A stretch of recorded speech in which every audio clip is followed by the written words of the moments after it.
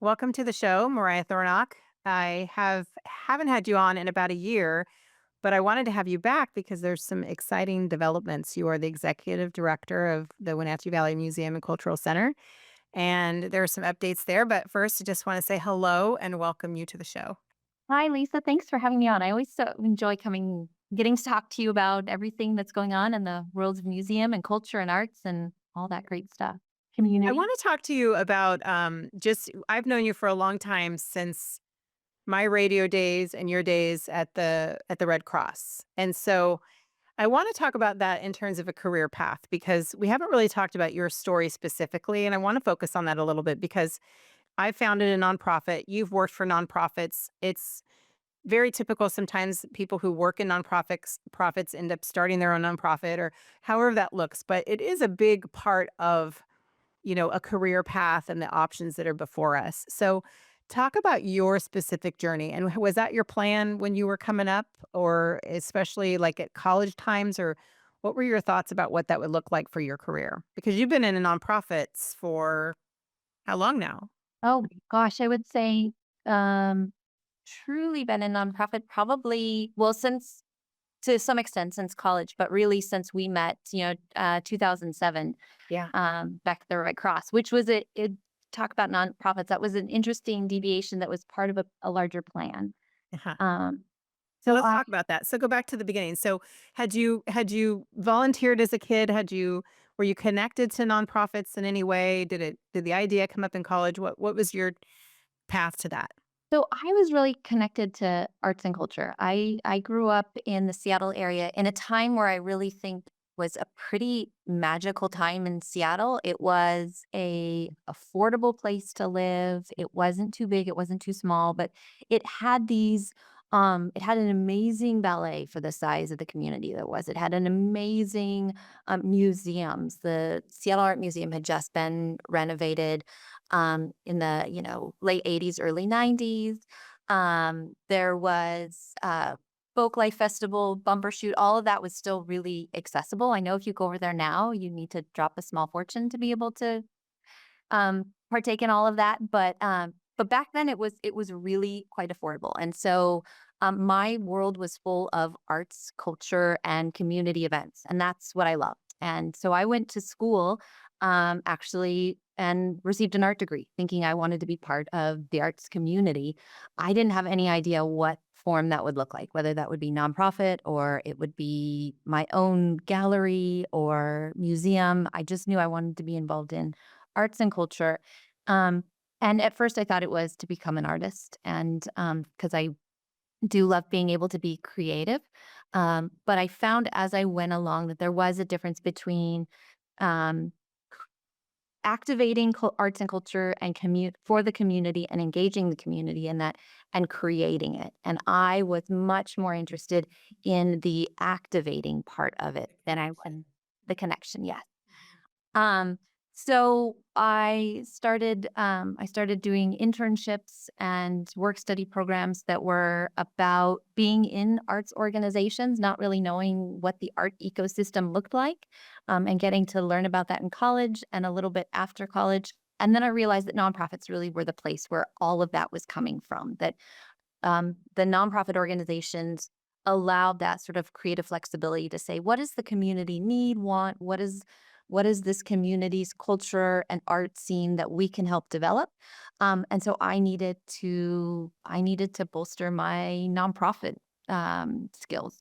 So I did one of two things. I left the arts and culture world for a little while and went and took a job running the Red Cross, which was an amazing opportunity to learn about um, organizing community, organizing volunteers, um, creating a mission focused organization, fundraising, which is a huge part of any nonprofit, Marketing too. Mhm. marketing, leadership. And then I also went back to school.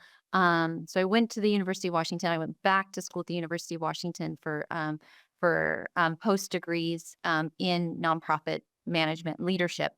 And once I really got that foundation, then I started keeping my eye open for making a lateral move as a director or something in arts and culture.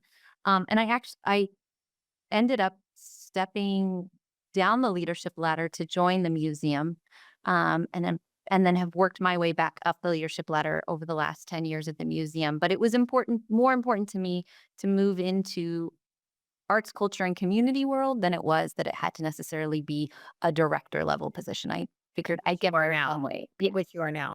See, now you and I have been friends for a long time. We've sat over many dinners. You've been to my home. I've been to yours. And I did not know that the arts and cultural piece was part of the dream you had for yourself. Yeah, I would say it was, you know, I can't imagine a time period where I wasn't either taking ballet lessons or, a part of a drama group or a part of an arts group or even reading and literature. Like, it all feels connected for me. And that might be something where it just feels a part of who I am. So it isn't necessarily something that has to be this front focused thing. It's just something that I really enjoy and want to make sure that the community has access to that. And your kids too, because you're Yeah. a mom. So I'd imagine you're passing that on. That's legacy work you're doing, especially being part of what we're about to talk about and the transformation that's about to happen at the museum. So making sure that your kids and kids in our community are plugged into the same sort of things you grew up appreciating. Yeah, yeah. I mean, I think that my move over to the museum away from the Red Cross was timed with the birth of my first child, and it was because if I'm gonna spend time away from my kiddos, I want it to be something that's really important to me, but I also want it to be something that, you know, how can I create that balance of having a family and working? And sometimes those blend. And if it's something like a museum, something that I want to instill in them anyway, then that's the perfect way to blend that. So my girls have definitely grown up at this museum. They think they are kings of this kingdom here. That's funny. Well, let's take a break. When we come back, I want to talk about the exciting things that are happening at the museum. We talked a little bit, well, we talked a lot about them last year, and now all of this is coming to fruition. So we'll be back in just a moment with Mariah Thornock.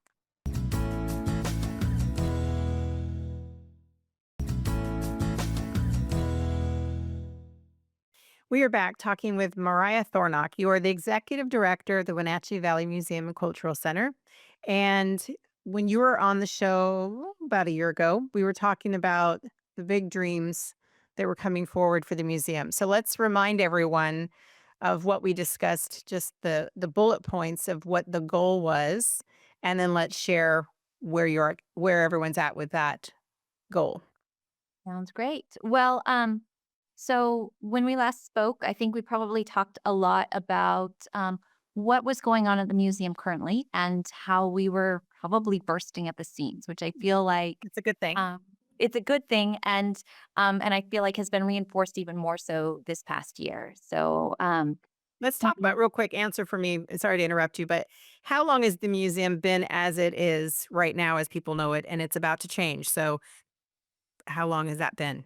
yeah, that's been since the '70s. So, the museum is in two historic buildings in downtown Wenatchee. The first and second post offices. They're these very cool old federal style buildings. They moved from an old Carnegie library that's over by the Wenatchee Museum, very small footprint in 1976. Started off in the larger of the two buildings, and we've slowly crept over to the second building. And these buildings were built in 1919 and 1939. So you Wow. can imagine the buildings of those age are beautiful, but they're not necessarily easily navigatable. And they to maintain, and they certainly weren't built with the idea that this would be a place where community would come together. So we put an example of that is we put on a Lego event last April. It was a one-day Saturday event called Nick's Bricks. It's something that's been going on in our community for a while, and we've started to collaborate and host that. And on that one Saturday, we had 1,700 people come through the museum, Wow. which was amazing. People all over the place, diving into Legos, getting to do activities. Our local mariachi group from the high school was here playing. People were there appreciating that. The robotics teams were here. But one of our buildings doesn't have an elevator in it. It has like an equipment lift.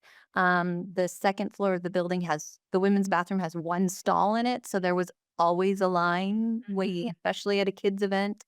It just reinforced what we were talking about last year on a level that I hadn't even imagined because we saw it this year that that you know being able to bring things to the community that they're asking for, they're needing, they're wanting, they certainly come and respond to and show up in great force. And so we need to now make adjustments to be able to welcome the community every single time. And that's a good problem to have, and one of the things that's interesting about what you say in terms of if you want to see if you want to see it as it's been for all of these years, see it this year because that's about to change. So it's a beautiful place that's served its purpose, and now talk about the big plans for 2026 you're hoping to start see construction. Yeah, yes. So we've gone through the plans that you'll see, the community you'll see unfold over the next couple of years have been many years in the works. But it's that recognition that that our buildings are our exhibits are out of date, our buildings are out of date, they're not easily navigatable, they're not easily accessible. And we want to be able to do more for the community. We want to be able to have classroom space and maker spaces and up-to-date exhibits. We did test whether or not these buildings are the right buildings for us. And we realized after talking with lots of community members that there is a desire to preserve these buildings, but we just need to come at them with a new vision. So we'll be going through a process over a year and a half of actually merging the two buildings together, turning the front door of the building actually to this park that we have in downtown Wenatchee called Centennial Park. And so we'll have our front door will be a park with a large plaza in front of us. There'll be a centrally located building that has an elevator that reaches all floors, and we'll go through and really modernize and update the building. We'll be adding things like a children's museum, which, you know, had that been here when my kids were little, that's where we would have spent every single Saturday. Yeah. And there's parts of this building that have these wonderful 20-foot ceilings where you could put very tall, like a fire lookout tower that they can climb up into and, a slide that comes down from it. So we can't do that in the configuration that we have right now. But if we really look at the buildings a different way, we can reorient them. Right now, the front door is on a very busy street in Wenatchee, not one that's easy to get out of your car and come up the front door to Yeah. steep set of stairs. We wanna make sure that there is not only stairs, but a ramp that takes everybody to the same front door, that you're not getting out on busy traffic, that you're not getting your kids out on busy traffic. There's lots of parking for everybody. And when you enter the museum, you can get everywhere safely, and access everything. So Yeah, and that's quite an accomplishment because wanting to stay in the original location and then also wanting to open that up to other people and make it more accessible. I mean, that's visionary stuff, right? It's taking a space that you've been in and seen the same way for so long. How long have you been there? Over a decade. we've been over there over coming up on 40 years, 45 years. But you yourself, Oh, myself, yes, a yeah, decade. you yourself have been there a little over a decade. So you're coming in, you're able to help see that vision. Obviously, architects and everybody, planning committees and things like that. We give credit to that as well. But what do you think is the biggest impact these changes will have? The accessibility for sure, but what are you most excited about? I'm guessing the Children's Museum, but in general, what people who maybe don't right now attend the museum because of these limitations. Yeah. I'm excited for this museum to become a place that people come back to over and over again because um we'll have this amazing outside deck that you could just come to, and if you want to meet up with a friend and hang out outside someplace beautiful, that's where you could come and gather, or maybe you want to grab a bite to eat at the cafe. And in the meantime, you wander through our gift store and find a book that you love. And then while you're doing that, you find out about this basket weaving class that we have coming up in another week, or that there's this great film coming up, that we start to become more of that community space that people engage with weekly. And then they find out about all of these interesting things that their fellow community members are doing that they can come and take a part in. And then also let's talk about briefly how people who are creatives here in our community with more space, there'll be more access to those creatives as well.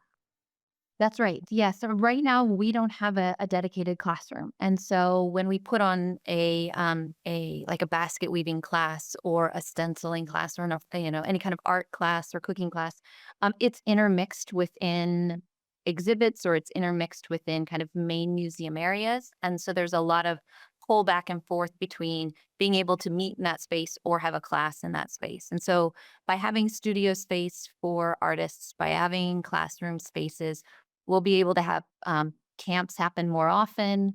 I'm excited to connect with some of our homeschool groups who may be able to come during the school day more frequently, and so we'll be able to put on camps and classes for our students more often. Things aren't gonna have to happen all meshed in together. It's fun to see it meshed in together, but it's not the best experience. Really, we wanna be able to people appreciate the exhibits, people be able to have a place to meet, and people be able to have a place to explore and create. I get what you're saying about the place to meet because, how often do we say to our friends, "Hey, let's meet such and such place," or "Let's do such and such thing." And to be top of mind, to have people showing up there as that meeting place, achieving that connection under your roof is a really mighty goal. I mean, I think that's important for any community. Yeah, and I think our location just speaks Lends to that. is lends to it. We're right in the heart of downtown, right off of a park. You don't feel like you're on a time limit because, you're taking up a table in a restaurant or something like that. A museum is something that you could come to and people can spend all day. So you can really come to this place and spend the time that you want to spend here versus the time you feel like you're expected to spend here. Well, I'm excited for you and for this community. Let's take a break. When we come back with a couple other things to chat about. We'll be back in just a moment.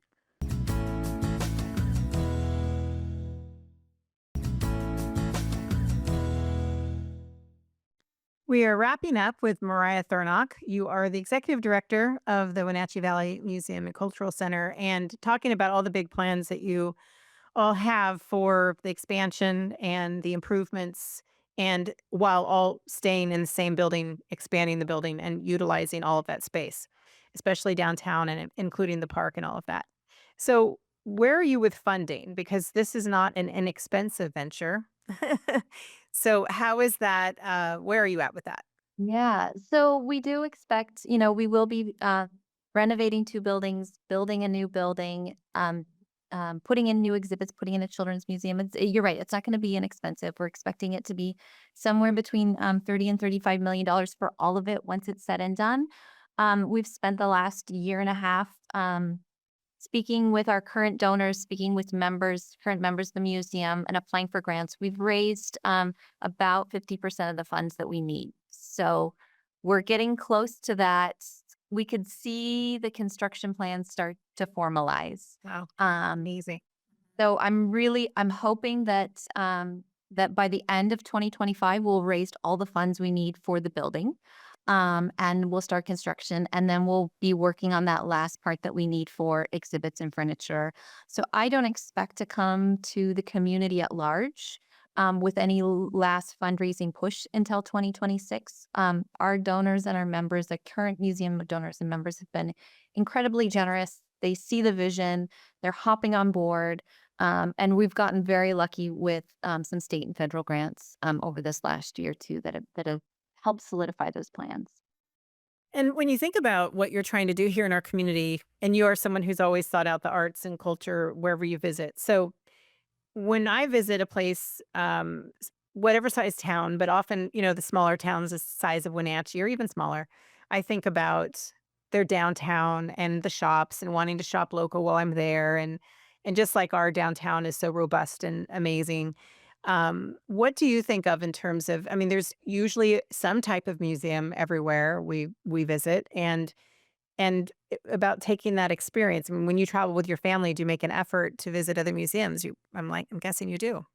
Yeah, I mean, I think that my children particularly want to hit up every children's museum they go to. They're starting to age out of that, but they still love it and want to go multiple times. But I really like to engage in the museums for multiple reasons. I mean, I think one, just from as a museum professional, I love to see what other people are doing, and I'm interested in local history. But But good museums, I think, give you a sense of place. what is important to that community. It helps you appreciate what you're about to go out and explore and see and gives you some background. And then the people at museums I find are always some of the best connected people. And they're there to share history, there to share cultures of past history and past culture. They're usually very connected with current history and current culture as well. So they're great people to talk to about where should I go to eat? Is there local music being played someplace? Is there a really great gallery I should see?